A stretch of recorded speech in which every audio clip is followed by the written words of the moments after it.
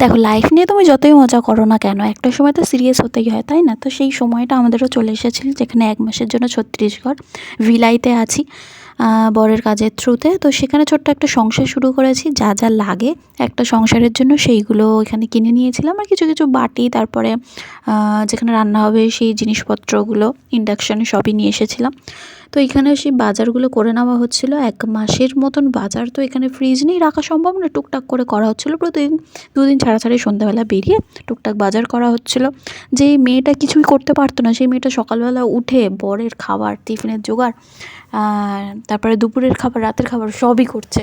তো সেটা সব পরিস্থিতির উপর ডিপেন্ড করে, তাই না? বাপের বাড়িতে শুয়ে বসে থাকবে, শ্বশুর বাড়িতে এসে কাজ করবে তা না। বাপের বাড়িতে যদি তুমি 20% করো, শ্বশুর বাড়িতে এসে তোমাকে 40% করতে হবে। আর দুজনে মিলে যদি সংসার করো, তাহলে একজনকে 60 আর একজনকে 40 তো করতেই হবে, তাহলেই সংসার ঠিকঠাক থাকে। যা সব রান্নাবান্না দেখছো সেগুলো সব সকালে হয়ে গেছে, বর খেয়ে তারপরে টিফিন নিয়ে চলে গেছে, আর আমার জন্য সেগুলো রাখা আছে। আমি দুপুরে স্নান করে খেয়ে নেব। তো আজকের ব্লগটা ছিল এইটুখানি। কেমন লাগলো জানিও। Thanks for watching, by.